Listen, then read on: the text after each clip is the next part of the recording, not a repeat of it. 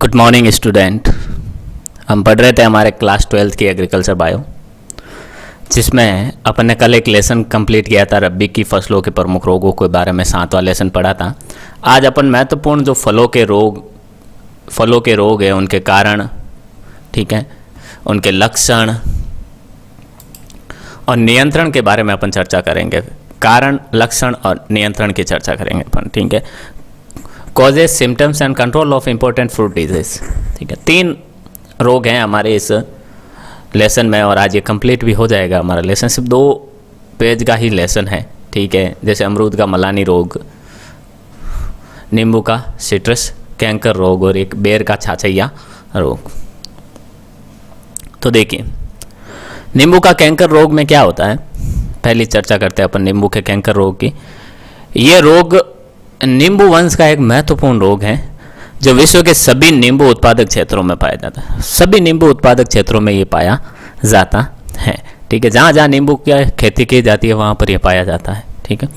इस रोग की उत्पत्ति स्थान भारत या जावा को माना जाता है, ठीक है। अंडरलाइन करना इसको, या कह सकते हैं अपन इम्पोर्टेंट लगाना इस चीज़ को कि नींबू के सिट्रस कैंकर रोग का जो उत्पत्ति स्थान कहाँ कौन सा माना जाता है, हमारा भारत माना जाता है, भारत या जावा माना जाता है, ठीक है। नींबू के अंदर कौन सा विटामिन होता है, ये कोई बता सकता है मुझे? नींबू के अंदर विटामिन सी होता है। कौन सा? विटामिन सी होता है। नींबू के अंदर विटामिन सी होता है, ठीक है। और भारत में नींबू का इतना सेवन किया जाता है, ठीक है, कि भारत के अंदर भी अगर पूछ ले कि सबसे ज़्यादा भारतीय लोगों में कौन सा विटामिन पाया जाता है, तो वही विटामिन सी ही पाया जाता है, ठीक है। इसका रासायनिक नाम अगर कहे तो इसका रासायनिक नाम की अगर अपन चर्चा करें तो इसका रासायनिक नाम है एस्कॉर्बिक अम्ल, ठीक है। एस्कॉर्बिक अम्ल इसका रासायनिक नाम है। इस रोग को भारत में नासूर के नाम से जाना जाता है, ठीक है। जैसे एक नासूर हो जाता है ना, कहीं पर चोट लग जाती है, वापस वहाँ पे थक्का नहीं बनता, बार बार उसमें मवाद या जिसे नॉर्मल भाषा में रस्सी कहते हैं वो सही नहीं होता है, तो उसको अपन नासूर कहते हैं। चोट लग जाती है, जैसे फफूंद, फुंसी वगैरह हो जाती है हमारे शरीर पे, तो हम उसे नासूर कहते हैं। कई बार कैसा है, कहते हैं नहीं तू तो मेरी ज़िंदगी का नासूर है जो कभी भरने नहीं वाला, यानी ऐसी बुरी चीज़ जो कभी ख़त्म ही नहीं होने वाली, नासूर। तो भारत में इस रोग को नासूर के नाम से जाना जाता है। भारत में ये रोग देख के फ्रासेट जेनकिंस ने 1927 से 1931 के मध्य कागजी नींबू के नमूनों पर देहरादून में देखा था। भारत के अंदर सबसे पहले देखे फ्रासेट और जेनकिंस ने 1927 से 31 के मध्य, 1931 के बीच में जो कागजी नींबू होता है सिट्रस मीडिया, ठीक है, के नमूने पर देहरादून में सबसे पहले इसको खोजा था। वहीं जावा में देखे 1842 से 1844 के मध्य सिट्रस ऑरेंटिफोलिया के नमूनों पर देखा गया। ऑरेंटिफोलिया, सिट्रस ऑरेंटिफोलिया के यानी नींबू वर्ग के ये कुछ पौधे हैं, अलग अलग देखा गया। जावा के अंदर 1842 से 44 के बीच और भारत में 1927 से 1931 के बीच। यह रोग भारत एवं चीन में गंभीर समस्या है, बहुत ही गंभीर समस्या है भारत और चीन वालों के लिए, ठीक है। संयुक्त राज्य अमेरिका के कैलिफोर्निया प्रांत में इस रोग के उन्मूलन हेतु 1914 से 1931 तक विशेष कार्यक्रम चलाया गया, ठीक है। संयुक्त राज्य अमेरिका में कैलिफोर्निया प्रांत में इस रोग के उन्मूलन हेतु 1914 से 31 तक 17 साल तक अमेरिका के अंदर, ठीक है, क्या चलाया गया, इस रोग, ये रोग इतना भयंकर फैला कि इस रोग का एक कार्यक्रम चलाया गया, उन्मूलन कार्यक्रम तथा संगरोध नियमन लागू किए गए। संगरोध नियमन का मतलब क्वारंटाइन रेगुलेशन, यानी पौधों को उगाने से पहले क्या किया जाता था, उनको संगरोध किया जाता था, उनको क्वारंटाइन किया जाता था। जैसे बाहर से हमारे कोरोना के अंदर बाहर से कोई आता था, जैसे राजस्थान में अगर बाहर से कोई आता तो उसको 14 दिन का क्वारंटाइन लेना पड़ता। जो क्वारंटाइन में क्या करता, वो एक रूम के अंदर रहता, कहीं बाहर नहीं जाता, किसी दूसरी चीज़ों का उपयोग नहीं करता। वैसे ही फसलों को भी क्वारंटाइन किया जाता था उगाने से पहले, ताकि उनको एक जगह रखा जाए। फ्लोरिडा का सिट्रस उन्मूलन एक विश्व ऐतिहासिक घटना थी। फ्लोरिडा का जो सिट्रस उन्मूलन था एक ऐतिहासिक घटना थी जिसमें संपूर्ण उद्यानों को नष्ट कर दिया गया था। अब फ्लोरिडा का सिट्रस उन्मूलन के लिए क्या किया गया, संपूर्ण उद्यानों को ही नष्ट कर दिया। यानी ये रोग इतना भयंकर फैला था कि इसमें नियंत्रण का कोई उपाय ही नहीं सूझ रहा था, क्या करें, ठीक है।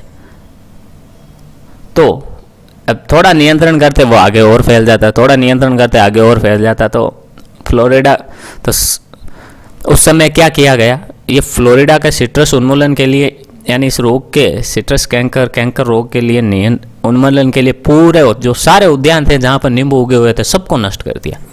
ठीक है, इस रोग के लक्षण की चर्चा करें तो देखिए, इस रोग के लक्षण वृक्ष की पत्तियों पर दिखाई देते हैं, टहनियों पर दिखाई देते हैं, पुरानी शाखाओं, फलों, कांटों आदि पर देखे जाते हैं। ठीक है, नींबू देखे किस प्रकार से चेंज हो गया उसका कलर। ठीक है, तो ये रोग के लक्षण हैं, पत्तियों, टहनियों, पुरानी शाखाओं, फलों, कांटों पर इसके लक्षण देखे जाते हैं।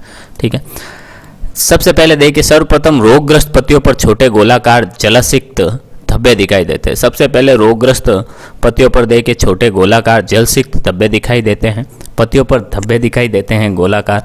ठीक है, और पत्तियों पर बने ये धब्बे पीले भूरे उभरे हुए दानों के समान होते हैं, उभरे हुए दानों के समान पीले भूरे होते हैं। ठीक है, धब्बों के चारों ओर पीला आभा मंडल होता है, धब्बों के चारों ओर पीला आभा मंडल होता है। ठीक है, यानी ये धब्बा है, ठीक है, इसके चारों तरफ एक पीले कलर का आभा मंडल होता है। इस प्रकार से आभा मंडल यानी जो चमकता हुआ दिखाई देता है। ठीक है, प्रारंभ में पत्ती की निचली सतह पर प्रकट होते हैं। ये प्रारंभ में तो पतली की नीचे वाली सतह पर प्रकट होता है और बाद में ऊपरी सतह पर भी दिखाई देते हैं। जो पत्ती होती है उसके नीचे वाली सतह पर पहले दिखाई देते हैं और बाद में ऊपर वाली सतह पर भी दिखाई देने लग जाते हैं। समय के साथ साथ ये धब्बे सफ़ेद से धूसर रंग के मध्य, समय के साथ साथ फिर ये सफ़ेद यानी पीले से फिर कैसे सफ़ेद, सफ़ेद से फिर धूसर और फिर मध्य से खुरदरे हो जाते हैं, रुक्ष हो जाते हैं, रूखे एकदम सूखे और कठोर सदृश काष्ठीय हो जाते हैं और ऐसा लगता है कठोर एकदम लकड़ी की तरह हो जाते हैं, छाल की तरह कठोर हो जाते हैं। ये कैंकर देखिए 1 मिलीमीटर से 1 सेंटीमीटर तक के आकार के हो सकते हैं, 1 मिलीमीटर से 1 सेंटीमीटर तक के आकार के हो सकते हैं। टहनियों एवं शाखाओं पर आपस में मिलकर विकसित का रूप ले लेते हैं और शाखाओं और टहनियों को कमज़ोर कर देते हैं। ये टहनियों शाखाओं में ये जो धब्बे होते हैं वो आपस में मिल जाते हैं, यानी ये मान लो ये टहनी है एक, ठीक है, ये है यहाँ पर एक धब्बा, यहाँ पर इस प्रकार से ये धब्बे दिखाई देते हैं। ठीक है, ये शाखाओं पर मान लो इसकी ये तने के ऊपर ये शाखा है, यहाँ ये धब्बा है। तो धीरे धीरे बाद में क्या होते हैं, ये बड़े होते जाते हैं, ये इधर बड़ा हो गया, ये इधर बड़ा, ये बड़ा होगा, इससे मिल गए, यानी आप बाद में आपस में ये मिलकर बिल्कुल इस चीज़ को कमज़ोर ही बना देते हैं। ठीक है, फलों पर भी भित्तियों के समान विकसित बनते हैं, फलों पर भी इन भित्तियों के समान क्या मिलते हैं, विकसित बनते हैं, धब्बे बनते हैं, परंतु इनमें आभा मंडल पर काला कैंकर जिसके मध्य क्रेटर लाइक गड्ढा होता है फल की गुणवत्ता को कम कर देता है। ठीक है, फलों पर भी पत्तियों के समान विकसित बनते हैं, वो नुकसान नहीं पहुंचाते, लेकिन उनमें जो कुछ धब्बे होते हैं जो बिल्कुल आभा मंडल पर एक काला कैंकर यानी क्रेटर लाइक गड्ढा बन जाता है। ठीक है, जो फल की गुणवत्ता को नष्ट कम कर देता है। आपने भी अपने नींबू लिए होंगे, कभी खरीदे होंगे, नींबुओं में देखा होगा कहीं पर जो पीला नींबू होता है, ठीक है, उसके चारों तरफ एक उसमें कहीं ना कहीं एक ऐसा गड्ढा होता है जो अंदर तक होता है। ठीक है, वो रोग का कारण है, वो ब्लैक धूसर भूरा दिखाई देता है बाहर से तो हमें। ठीक है, और हम उसको देखते ही पहचान लेते हैं कि ये तो खराब नींबू है ना। रोगजनक के बारे में चर्चा करें अगर अपन इसकी, देखिए जैंथोमोनास एक्सोनोपोडिस पैथोवार सिट्राई, जैंथोमोनास एक्सोनोपोडिस पैथोवार सिट्राई नामक रोगजनक है इसका। सर्वप्रथम हस्सी नामक वैज्ञानिक ने 1915 में सिट्रस कैंकर रोग के जीवाणु जनित प्रकृति का पता लगाया। सबसे पहले किसने बताया, हस्सी नामक 1915 ने इस सिट्रस कैंकर रोग के बारे में बताया और उन्होंने बताया कि इसकी प्रकृति ऐसी है जैसे ये जीवाणु जनित रोग है, जीवाणु के द्वारा होता है किसी। और प्रारंभ में जैंथोमोनास सिट्राई को रोगजनक के रूप में माना गया और उस समय सबसे पहले से जैंथोमोनास सिट्राई को रोगजनक के रूप में माना गया था। ठीक है, जिसे बाद में जैंथोमोनास कैम्पेस्ट्रिस व आज कल जैंथोमोनास एक्सोनोपोडिस पैथोवार सिट्राई के रूप से जाना जाता है। 1915 में जब जीवाणु प्रकृति का होने का बताया तब हस्सी ने उसको जैंथोमोनास सिट्राई नामक रोगजनक नाम दिया। ठीक है, बाद में ये चेंज होकर क्या बोला, जैंथोमोनास कैम्पेस्ट्रिस, और आज के समय में अपन जैंथोमोनास एक्सोनोपोडिस पैथोवार सिट्राई के रूप में जाना जाता है। देखिए जैंथोमोनास जो जीवाणु होता है ना, वो छोटा होता है, दंडाकार होता है, या दंड यानी लकड़ी के आकार का होता है, दंड। ठीक है, छोटा दंडाकार, एकल कसाबिक, एक कसाबिका युक्त होता है, ग्राम अग्राही होता है। ठीक है, ग्राम नेगेटिव होता है और वायवीय प्रकृति के होते हैं, वायवीय प्रकृति के होते हैं। इनकी निवाह चमकीले पीले रंग की होती है, इनकी जो गुफा होती है, निवाह होती है, वो बिल्कुल चमकीले रंग की होती है, यानी आंतरिक से वो निवाह का मतलब जैसे एक कीट होता ना, ये मान लो ये कीट है, ठीक है, इसके ऊपर ये टेंटेकल लगे हुए हैं, इसके एंटीनान, ठीक है, तो ये सब जो चीज़ें होती, इसके जो ये पीछे वाला भाग होता है, ठीक है, इसके अंदर वाला जो भाग गुफा होती है, वो निवाह कैसी होती है, ये बाहर से चमकीले रंग की होती है। इन जीवाणु का आकार देखिए 1.5 से 3.0 माइक्रोमीटर लंबे होते हैं। 1.5 से 3.0 यानी 3 माइक्रोमीटर लंबे होते हैं और 0.5 से 1.5 माइक्रोमीटर चौड़े भी होते हैं, ठीक है। रोग चक्र की अगर चर्चा करें तो नींबू के कैंकर रोग की पुनरावृत्ति एवं वितरण रोगग्रस्त पौधों की टहनियों, पत्तियों से, रोगग्रस्त पौधों की टहनियों, पत्तियों, वायु, वर्षा के जल, नींबू के पर्ण सुरंग कीटों के द्वारा स्वस्थ रोगों में फैलते हैं। अब इस रोग का जो पुनरावृत्ति कैसे होती है, वो वितरण रोगग्रस्त पौधों की टहनियाँ जो होती है, यानी जिसमें रोग फैला हुआ, उनकी टहनियों, पत्तियों से ये वायु, वर्षा के जल, नींबू के पर्ण सुरंगक कीट, एक पर्ण सुरंगक कीट भी होता है, ठीक है, जो पत्तियों के अंदर सुरंग बनाता है, उन कीटों के द्वारा ये अन्य स्वस्थ पौधों में फैल जाते हैं। संक्रमित पौधों से वायु, जल और सुरंगित पर्ण सुरंगित जो कीट होते हैं, जो पत्तियों के अंदर सुरंग बनाते हैं, उनके द्वारा अन्य स्वस्थ पौधों में फैल जाता है। देखिए, ये पौधे के अवशेषों पर जीवित बना रहता है। ये क्या करता है, पौधे के अवशेषों पर जीवित बना रहता है। पौधे के जो अवशेष, कटाई के बाद पौधे के जो अवशेष बच जाते हैं, उन पर भी जीवित बना रहता है, ठीक है। पौधों में जीवाणु का प्रवेश वात रंध्रों एवं घावों के द्वारा तत्पश्चात अंतरकोशिकीय स्थानों पर तेजी से गुणन करते हैं। अब पौधों के अंदर ये प्रवेश कैसे करता है ये जीवाणु, ये प्रवेश इस प्रकार से करता है, उनके जो वात रंध्र होते हैं, ठीक है, वाष्पोत्सर्जन क्रिया के लिए जो रंध्र होते हैं, ऐसा मान लो रंध्र होते हैं, और उनके जो घाव होते हैं, वहाँ से ये कहाँ प्रवेश कर जाता है, स्वस्थ पौधों में, यानी स्वस्थ पौधों के वात रंध्र और घावों से प्रवेश करता है। फिर अंदर जाकर अंतरकोशिकीय स्थानों पर, यानी अंतर जो कोशिकीय स्थान होते हैं, ठीक है, रिक्तिकाएँ होती हैं कोशिकाओं के अंदर, वहाँ जाकर क्या करता है, ये अपनी तेजी से गुणन करता है, अपनी संख्या बढ़ाता है, ठीक है। इस रोग का प्रकोप देखिए अधिक आर्द्रता व 20 से 35 डिग्री सेंटीग्रेड तापमान पर सबसे अधिक होता है, ठीक है। सवाल पूछ ले, अंडरलाइन करना है इसको कि सिट्रस कैंकर, नींबू के सिट्रस कैंकर रोग की अनुकूल परिस्थितियां क्या हैं, 1 नंबर का सवाल पूछ ले तो बहुत अधिक आर्द्रता होनी चाहिए और 20 से 35 डिग्री सेंटीग्रेड तापमान इसके लिए उपयुक्त होता है, जिस पर यह बहुत तेजी से फैलता है। रोग का प्रबंधन अपन कैसे कर सकते हैं इस रोग का, तो देखिए खेती में प्रबंधन देखिए संक्रमित पौधों की कटाई छटाई कर बोर्डो मिश्रण का छिड़काव करना चाहिए। जो संक्रमित पौधा होता है, जैसे कहीं टहनी पे फैला, पत्ती फैला, तो उसको काट देते हैं और काटने के बाद उसको क्या करना चाहिए, बोर्डो मिश्रण का छिड़काव करना चाहिए। रोग रहित पौधों एवं स्टॉक का प्रयोग किया जाना चाहिए। जो रोग रहित पौधे होते हैं, स्टॉक होते हैं, उनका छिड़काव करना चाहिए, उनका प्रयोग करना चाहिए। जो रोग रहित पौधे होते हैं उनका ही अपन आगे, उनके बीजों का उनका आगे बुआई में उपयोग करना चाहिए। आगे देखिए, गिरी हुई रोगग्रस्त पत्तियों को इकट्ठा करके जला देना चाहिए। जो रोगग्रस्त पत्तियां वो सूखकर अपने आप नीचे जड़ जाती हैं, ठीक है, तो उनको इकट्ठा करके क्या कर देना चाहिए, अपन को नष्ट कर देना चाहिए, जला देना चाहिए। नर्सरी को ऊंचे स्थानों पर लगाना चाहिए। नर्सरी को अपन को ऊंचे स्थानों पर यानी पहाड़ी भागों पर ऐसे लगाना चाहिए। जैविक प्रबंधन देखिए कौन सी रोग रोधी किस्म है जिसमें सिट्रस कैंकर रोग से लड़ने की क्षमता होती है, तो देखिए एक तो है कागजी नींबू, एक तो अपना है क्या, कागजी नींबू, फिर है SN2, संकर 2, संकर 4 किस्मों का प्रयोग करना चाहिए। ये किस्में क्या होती हैं, इन किस्मों में नींबू के सिट्रस कैंकर रोग से लड़ने की क्षमता होती है। देखिए रासायनिक प्रबंधन अगर दवाइयों का छिड़काव कौन सा कर सकते हैं उसकी चर्चा करें अपन, तो देखिए रासायनिक प्रबंधन में देखिए पौधों पर बोर्डो मिश्रण व लाइम सल्फर का छिड़काव फल लगने के 3 माह की अवधि में करना चाहिए। पौधों पर जो बोर्डो मिश्रण होता है उसका छिड़काव व लाइम सल्फर का छिड़काव हमें कब करना चाहिए, फल लगने की 3 माह की अवधि में करना चाहिए। फल लगने की 3 माह की अवधि में अपन इसका छिड़काव कर देना चाहिए। आगे देखिए स्ट्रेप्टोसाइक्लिन प्रतिजैविक का छिड़काव 15 दिन के अंतर पर करके रोग प्रबंध किया जा सकता है, ठीक है।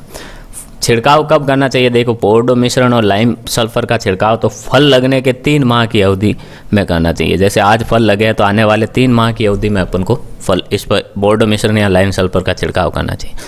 फिर देखिए, एक स्टेप्टोसाइक्लिन होता है जो प्रतिजैविक होता है, ठीक है, तो इन जीवों को मारता है, इन जीवाणुओं को मारता है, तो उसका छिड़काव हमें 15 दिन के अंतराल पर करते रहना चाहिए। आज किया है तो 15 दिन के बाद फिर से, फिर 15 दिन के बाद फिर से, ठीक है।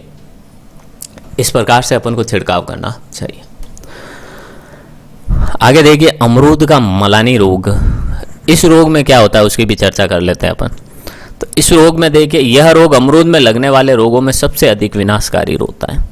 जो अमरूद में रोग लगते हैं ना, उसमें ये सबसे ज़्यादा विनाशकारी होता है, सबसे ज़्यादा नुकसान पहुंचाने वाला होता है। अमरूद के जो भी रोग होते हैं उसमें अमरूद का मलानी। सर्वप्रथम देखिए 1938 में इलाहाबाद में देखा गया। इस रोग को भारत में सर्वप्रथम 1938 में इलाहाबाद में देखा। राजस्थान में अमरूद उत्पादन करने वाले क्षेत्रों में भी यह रोग प्राय देखा जाता है। राजस्थान की इतनी गर्मी पड़ती हैं, ठीक है, फिर भी जहाँ अमरूद उत्पादन होता है वहाँ पर यह रोग देखा जाता है। अजमेर जिले के देखिए पुष्कर गनाहेड़ा क्षेत्र में इसका प्रकोप विशेष रूप से देखा जाता है। अजमेर जो राजस्थान का जिला है, उसके जो अजमेर जिला का जो राजस्थान के अजमेर जिले का जो पुष्कर गनाहेड़ा क्षेत्र है, वहाँ पर इस रोग का प्रकोप विशेष रूप से देखा जाता है। वहाँ पर जो नींबू की खेती होती है, वहाँ उन खेतों में बहुत ही ज़्यादा ये रोग देखने को मिलता है। अमरूद का जो खेती होती है वहाँ पर यह रोग बहुत ज़्यादा देखने को मिलता है। लक्षण देखिए, लक्षणों की अगर चर्चा करें तो रोगी पौधे की पत्तियां भूरी होकर मुरझा जाती है और मुरझा जाती है, वह तना बदरंग हो जाता है। जो रोगी पौधा होता है उसकी पत्तियां भूरी पड़ के क्या हो जाती है, बिल्कुल मुरझा जाती है, नष्ट होने जैसी हो जाती है, और तना एकदम बदरंग हो जाता है, बिल्कुल ही कोई रंग ही नहीं रहता उनका, ठीक है, बदरंग हो जाता है, हरे रंग से कैसा हो जाता है, चेंज हो जाता है बिल्कुल। पौधे में देखिए, पौधे में कभी कभी एक तरफा शाखाएं सूख जाती है। पौधे में ऐसा होता है कि ये पौधा है, इसके एक तरफ की शाखाएं सभी सूख जाती हैं, ठीक है, कभी कभी ऐसा होता है। और कभी संक्रमण इतना गहरा होता है कि पूर्ण तने को घेर लेता है और फलस्वरूप पूरा पौधा सूख जाता है। और कभी कभी संक्रमण तो ऐसा होता है कि पूरे तने को चारों तरफ से घेर लेता है, जिससे इसकी सारी शाखाएं टूट कर नीचे गिर जाती हैं और खुद भी सूख जाता है, ठीक है। पौधे की सभी पत्तियां भी गिर जाती है, पौधा सूख जाता है, सभी पत्तियां गिर जाती हैं और प्राय पौधा 1 वर्ष की अवधि में नष्ट हो जाता है। 1 वर्ष के अंदर अंदर रोग लगा और उसके 1 वर्ष के अंदर अंदर तो क्या होगा, पूरा पौधा ही नष्ट हो जाएगा, ठीक है। आगे देखिए, संक्रमित पौधों के विभिन्न भागों के कैम्बियम क्षेत्र में भूरा रंग दिखाई देता है। जो संक्रमित पौधा होता है उसके विभिन्न भागों में कैम्बियम क्षेत्र में भूरा रंग दिखाई देता है। कैम्बियम क्षेत्र के अंदर भूरा रंग दिखाई देता है। संक्रमित पौधों के विभिन्न भागों के कैम्बियम क्षेत्र में भूरा रंग दिखाई देता है। मृदा के समीप वाले भाग में संवहन ऊतकों में कवक का संग्रहण दिखाई देता है। जो मृदा का जो समीप वाला भाग होता है, ये मिट्टी है, ठीक है, इसमें जो पौधा ये उगा हुआ है, तो मृदा के ये पास वाला जो भाग होता है ना, उनके जो संवहन ऊतकों में यानी जाइलम फ्लोएम में क्या दिखाई देता है, कवक का संग्रहण दिखाई देता है। कवक यहाँ पर इकट्ठा हुआ दिखाई देता है। फिर छाल को जब हटाकर अपन देखते हैं, जैसे ही अपन छाल को हटाकर देखते हैं, देखने पर भूरे रंग के निशान दिखाई देते हैं। अपन छाल को हटाकर देखते हैं, जमीन के ये जो पास वाला भाग है, ठीक है, इसके जाइलम फ्लोएम में संक्रमण दिखता है। जैसे अपन इसके ऊपर की छाल हटाकर देखते हैं तो हमें भूरे रंग के कई सारे निशान दिखाई देते हैं। ये रोग वर्षा ऋतु में अधिक व प्रत्यक्ष रूप से परिलक्षित होता है। जब बारिश होती है ना, तब ये रोग बहुत ही ज़्यादा दिखाई देता है और सामने एकदम अपन को दिखाई देता है, ठीक है, आसानी से इसके लक्षण दिखाई दे सकते हैं। रोगजनक की अगर अपन चर्चा करें इसके, तो देखिए इसका रोगजनक कौन सा है। रोगजनक देखिए, फ्यूजेरियम ऑक्सीस्पोरम प्रजाति साइडाई है। इसका रोगजनक कौन सा है, फ्यूजेरियम ऑक्सीस्पोरम प्रजाति साइडाई है, ठीक है, फ्यूजेरियम ऑक्सीस्पोरम प्रजाति साइडाई। कवक जाल पट्टीय होता है। इसका जो कवक जाल होता है वो पट्टीय होता है, ठीक है, पट्ट के रूप में होता है। अंतः व अंतरकोशिकीय दोनों प्रकार का होता है, अंतः और अंतरकोशिकीय, ठीक है, दोनों प्रकार का होता है। इसमें 3 प्रकार के जीवाणु बनते हैं। ओहो, 3 प्रकार के जीवाणु बनते हैं इसी एक के अंदर, इस रोगजनक के अंदर। किसके, अमरूद के मलानी रोग के रोगजनक के अंदर, यानी फ्यूजेरियम ऑक्सीस्पोरम प्रजाति साइडाई के रोगजनक के रूप में 3 प्रकार की बीजाणु बनते हैं। पहले देखिए लघु कोनिडिया छोटा, गुरु कोनिडिया और क्लेमाइडो बीजाणु, ठीक है। लघु कोनिडिया, गुरु कोनिडिया और क्लेमाइडो बीजाणु बनते हैं, ठीक है। मर्दा में देखिए क्लेमाइडो बीजाणु काफ़ी वर्षों तक जीवित रह सकते हैं। जमीन के अंदर पड़े हुए क्लेमाइडो बीजाणु काफ़ी वर्षों तक जीवित रह सकते हैं, एक ऋतु नहीं, कई वर्षों तक, ठीक है। ये रोग देखिए क्लेमाइडो बीजाणु के रूप में मरदोड़ बना रहता है, यानी मर्दा के अंदर क्लेमाइडो बीजाणु के रूप में ये बना रहता है। तो अनुकूल अवस्था आने पर यह अंकुरित होकर संक्रमण फैलाता है। जैसे ही अनुकूल परिस्थिति आती है, अंकुरित होकर क्या करता है, ये अपना संक्रमण फैलाता है। देखिए इसका सस्य प्रबंधन कैसे होता है, कैसे अपन इसका प्रबंधन कर सकते हैं, उसकी चर्चा करते हैं अपन। तो देखिए सस्य प्रबंधन, खेती में प्रबंधन कैसे कर सकते हैं। तो रोगी वृक्षों को जड़ से उखाड़ कर जला देना चाहिए। जो भी वृक्ष रोगी होता है, जिसमें ये संक्रमण देखा जाता है, इस रोग के, अमरूद के मलानी रोग के लक्षण देखे जाते हैं, उसको जड़ से ही उखाड़ दो और बिल्कुल नष्ट कर दो, ठीक है। पौधों को रोग मुक्त नर्सरी से ही लेना चाहिए। जब अपन पौधों को अपन रोपण करते हैं तो हमें उन पौधों को लेना चाहिए, उन नर्सरी से प्राप्त करना चाहिए जो रोग मुक्त हो, ठीक है। जैविक प्रबंधन की चर्चा करें अगर, तो देखिए जैविक प्रबंधन में क्या होता है। अमरूद के रोग रोधी किस्में कौन सी है, एक तो Dholka Sindh, Banarasi, Nasik, supreme, Lucknow 40, white guava, 62 Chhinnu, clone 3212 आदि को प्रतिरोधी मूलव्रत के रूप में प्रयुक्त करते हैं। कौन से अमरूद की मलानी रोग के प्रति रोग रोधी किस्में है, तो देखिए Dholka Sindh, Banarasi, Nasik, supreme, Lucknow 40, white guava 62 Chhinnu और क्लोन 3212। इन किस्मों के अंदर क्या होता है, रोग से, अमरूद के मलानी रोग से लड़ने की क्षमता होती है। किसके, अमरूद के मलानी रोग से लड़ने की क्षमता होती है, रोग प्रतिरोधी क्षमता होती है। रासायनिक प्रबंधन की चर्चा करें अगर अपन, इस रोग के मलानी रोग को कैसे अपन रासायनिक कौन सी दवाइयों का छिड़काव कर सकते हैं। तो देखिए वृक्ष के चारों ओर 15 सेंटीमीटर की गहराई में, यानी वृक्ष होता है ये ज़्यादातर, अब हमने पढ़ा ना यहाँ पे नीचे, ये मर्दा के पास वाले भाग में ज़्यादा दिखता है, ठीक है। तो ये वृक्ष के चारों ओर जो 15 सेंटीमीटर का गड्ढा, एक गहराई खोद दें। गहराई में क्या करना चाहिए अपन को, 1.8 किलोग्राम प्रति पौधे के हिसाब से चूना या जिप्सम द्वारा मृदा का उपचार करना चाहिए। यानी इसके चारों तरफ थोड़ा गड्ढा खोद के क्या करें, या फिर जहाँ भी अपन बो रहे हैं, रोप रहे हैं, तो पहले अपन गड्ढा खोदेंगे पौधे को रोपने के लिए, अंदर डालने के लिए। तो वहाँ की जो 15 सेंटीमीटर के आसपास की मृदा हो, उसको किससे, चूना या जिप्सम का उपयोग करना चाहिए और उससे मृदा को उपचार करना चाहिए हमें उगाने से पहले। गड्ढों में देखिए 3 ग्राम प्रति लीटर थायरम का घोल डालना चाहिए। जो गड्ढे हैं उनमें 3 ग्राम प्रति लीटर थायरम का घोल डालना चाहिए, ठीक है। जड़ों के पास की मृदा को 1 ग्राम प्रति लीटर कार्बेंडाजिम का घोल बनाकर मृदा को उपचारित करके रोकथाम की जा सकती है। थायरम का घोल डाल सकते हैं, कार्बेंडाजिम का जो घोल होता है उसके द्वारा मृदा का उपचार भी कर सकते हैं। आगे देखिए एक आध उपचार और हैं। कार्बेंडाजिम दे के 1.5 ग्राम प्रति लीटर के घोल का छिड़काव में 15 दिन के अंतर पे करके रोग को नियंत्रित किया जा सकता है। जो कार्बेंडाजिम होता है उसका 1.5 ग्राम प्रति लीटर के घोल का छिड़काव, 1.5 ग्राम प्रति लीटर के घोल का छिड़काव हमें करना चाहिए और 15 दिन के अंतर पर करके रोग को नियंत्रित किया जा सकता है। जो 15 दिन का अंतर होता है उसमें करके अपन को रोग को नियंत्रण कर सकते हैं, ठीक है। फिर देखिए बेर का छाछैया, और आज हमारा आखिरी रोग है इस लेसन का, बेर का छाछैया रोग, ठीक है।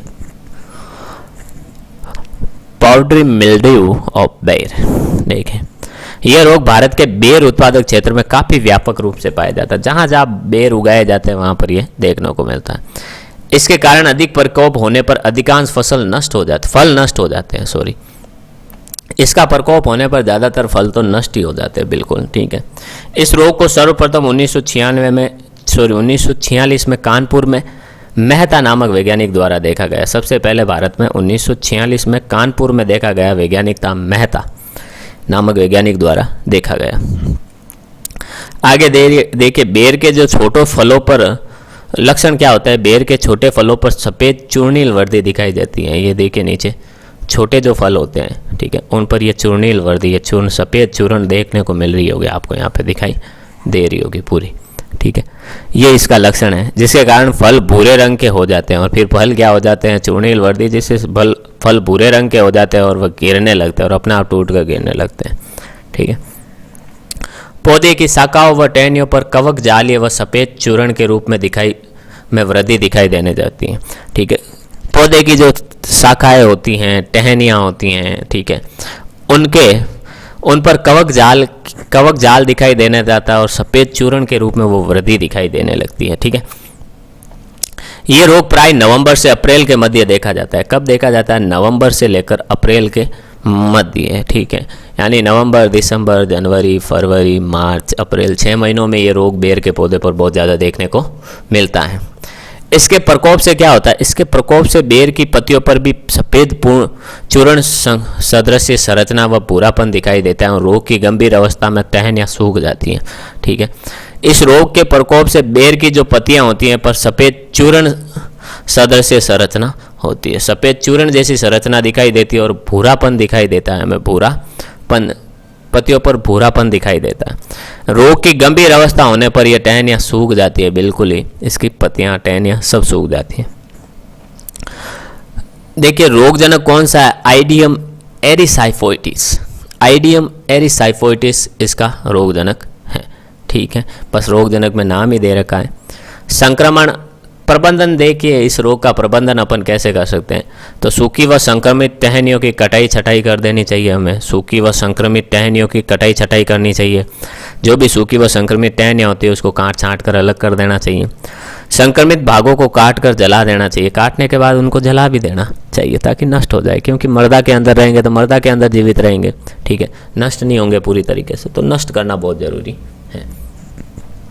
जैविक प्रबंधन कैसे कर सकते हैं, देखिए प्रतिरोधी किस्मों का प्रयोग करना, प्रतिरोधी किस्में जो होती है उनका अपन का प्रयोग करना, जो भी बेर की प्रतिरोधी किस्म है।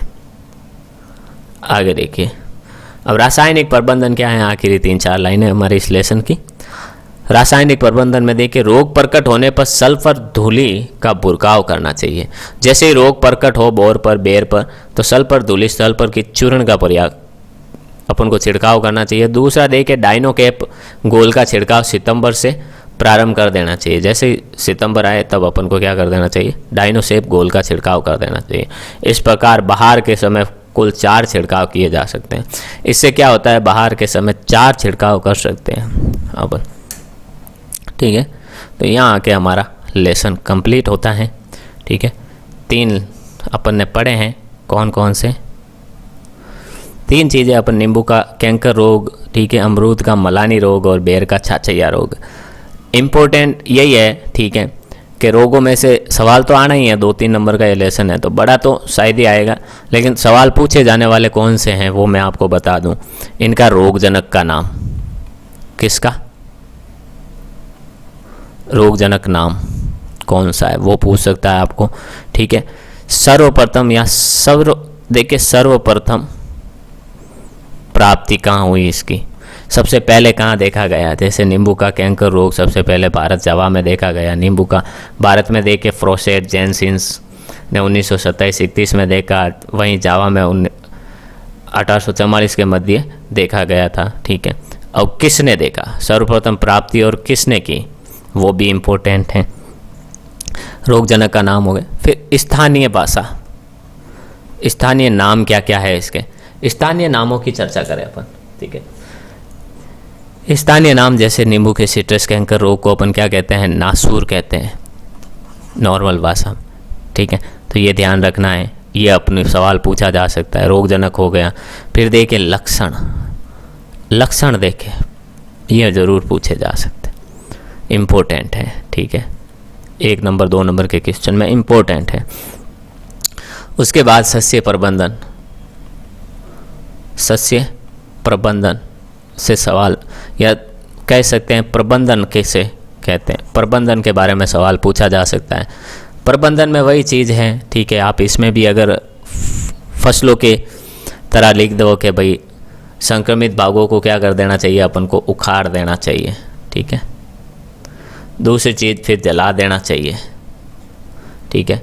फिर अपन खरपतवारों वाला भी लिख सकते हैं, खरपतवार नष्ट कर देना चाहिए, खरपतवार नष्ट कर देना, उखाड़ देना, जला देना, ये सब चीज़ें अपन लिख सकते हैं।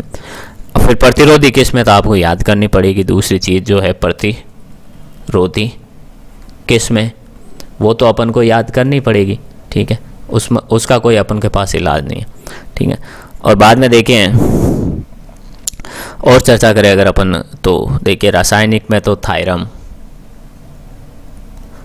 ये अपन नाम कहीं भी लिख सकते हैं, इसका छिड़काव, इससे मृदा का उपचार होता है, ठीक है,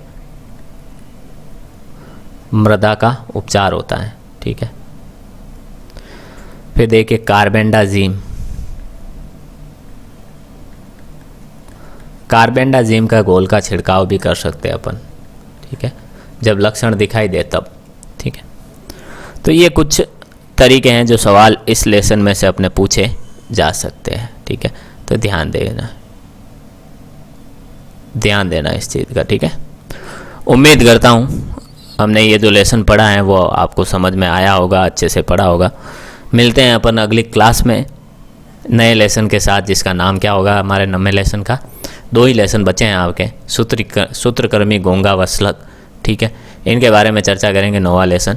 तब तक के लिए, अभी के लिए all the best, thank you.